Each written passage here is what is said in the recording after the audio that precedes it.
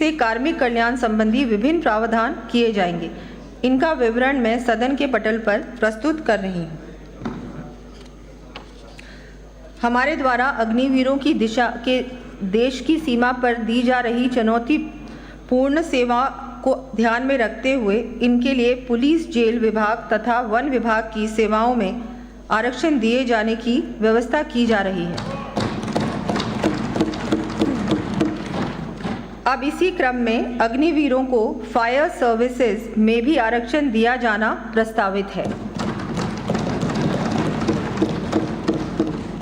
सुशासन में पंचायती राज एवं नगरीय निकायों में जनप्रतिनिधियों की महती भूमिका के दृष्टिगत इनके मानदेय में भी आगामी वर्ष 10% की वृद्धि की जानी प्रस्तावित है।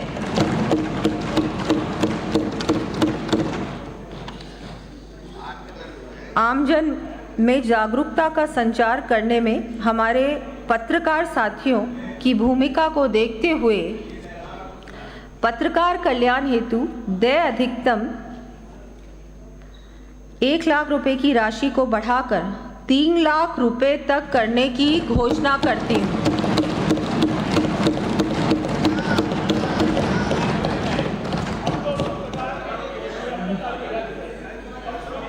कर लेते हैं।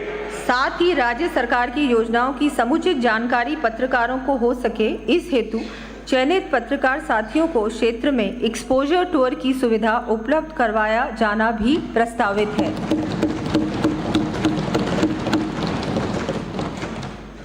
माननीय अध्यक्ष महोदय, माननीय मुख्यमंत्री श्री भजनलाल जी शर्मा के मार्गदर्शन में हमने अथक प्रयास करते हुए प्रदेश को विकास की नई ऊंचाइयों पर ले जाने का संकल्प लिया है।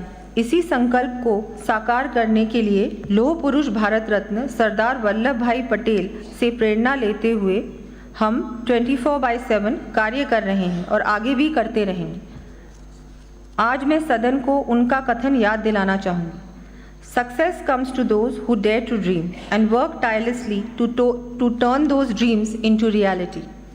अर्थात कामयाबी उन लोगों को मिलती है जो सपने देखने की हिम्मत करते हैं और उन सपनों को वास्तविकता में बदलने के लिए अथक परिश्रम करते हैं।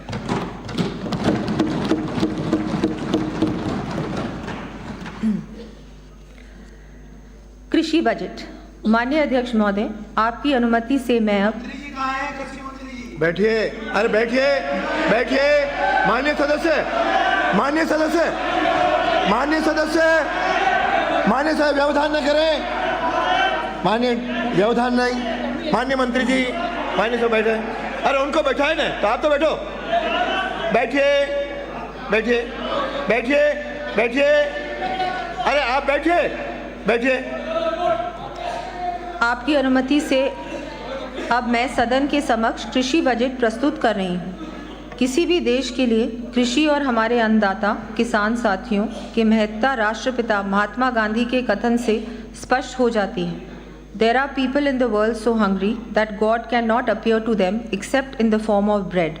अर्थात दुनिया में ऐसे भी लोग हैं जिन्हें भूख के कारण भगवान रोटी के रूप में ही दिखाई देते हैं। हमारी सरकार ने किसान भाइयों को संबल देने व नवीन कृषि तकनीकों के प्रयोग के साथ ही कृषि उत्पादकता में वृद्धि की दृष्टि से सिंचाई व्यवस्था को सुदृढ़ करने की दिशा में भी ठोस कदम उठाए हैं। सिंचाई। अरे बैठिए।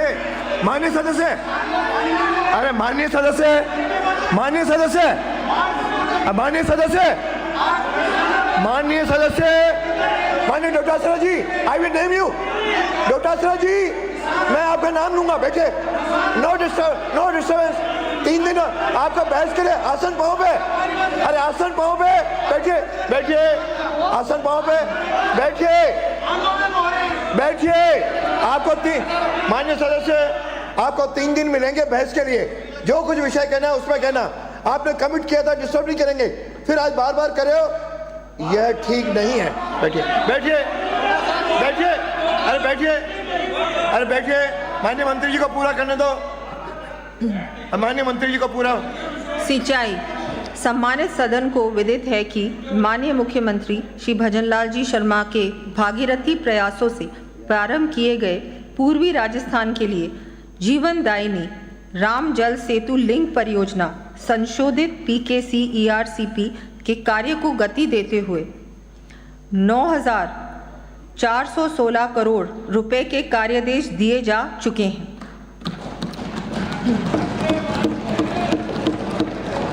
12,064 करोड़ रुपए की निविदाएं जारी की जा चुकी हैं तथा 12,807 करोड़ रुपए की स्वीकृति जारी की गई है।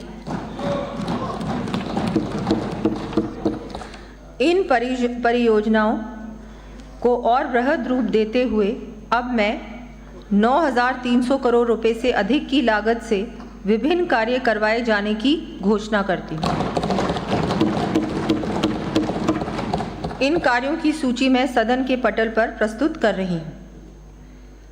प्रदेश में river linking, run of water conservation तथा कैनाल सिस्टम्स के माध्यम से जल प्रबंधन हेतु Rajasthan irrigation water grid commission के अंतर्गत विभिन्न परियोजनाओं के समयबद्ध क्रियान्वयन को सुनिश्चित करने के लिए ERCP कॉर्पोरेशन का उन्नयन कर राजस्थान वाटर ग्रिड कॉर्पोरेशन स्थापित करने की घोषणा करती हूँ। आगामी वर्ष लगभग 4,000 करोड़ रुपए के कार्य इस कॉर्पोरेशन के माध्यम से हाथ में लिए जाएंगे। इनका विवरण मैं सदन के पटल पर प्रस्तुत कर रही हूँ। नो, बीच में नहीं, 3 दिन मिलेंगे तब बोलना, नहीं तो तब भी फिर आपका नाम बोलने में नहीं रखूंगा। You will disturb. चलिए। ये अध्यक्ष महोदय, बहुत सारे कार्य हैं इसलिए थोड़ा समय लग रहा है। बैठिए। नो,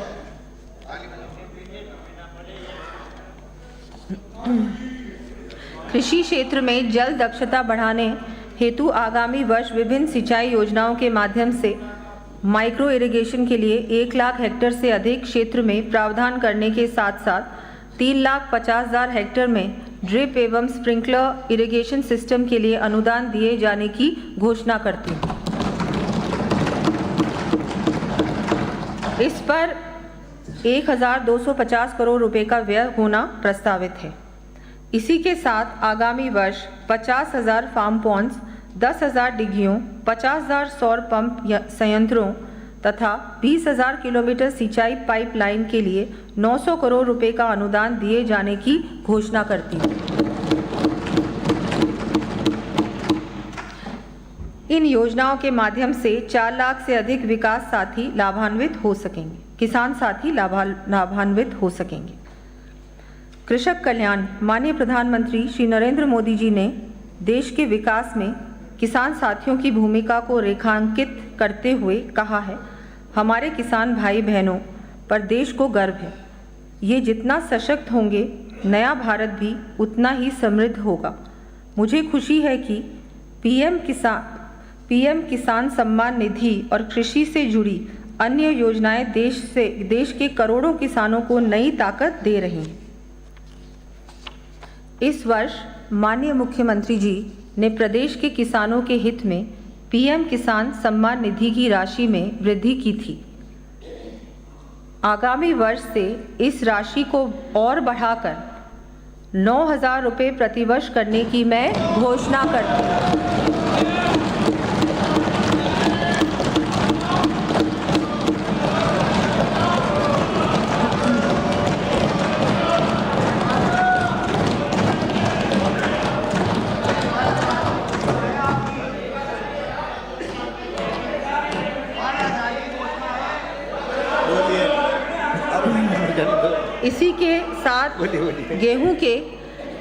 इसी के साथ गेहूं के मिनिमम सपोर्ट प्राइस के ऊपर प्रति क्विंटल बोनस राशि को भी बढ़ाकर 150 रुपये की दर से उपलब्ध करवाने की घोषणा करती हूँ।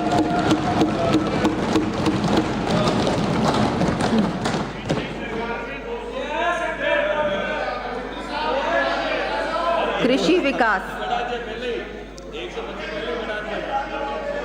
विकास हमारे देश में प्राचीन काल से ही अन्न उपजाने को अति महत्वपूर्ण माना गया है।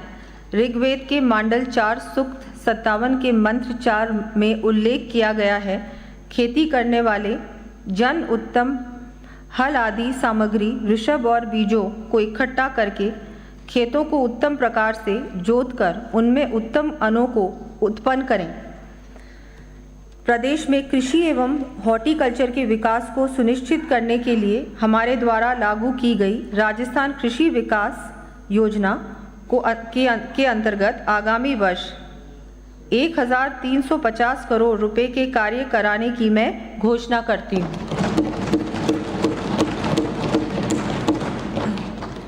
इस योजना के माध्यम से कृषि की नई तकनीकों, कृषि आदान, जैविक खेती एवं क्षमता विकास के कार्य करवाए जाने प्रस्तावित हैं। इन कार्यों की सूची में सदन के पटल पर प्रस्तुत कर रही हूँ।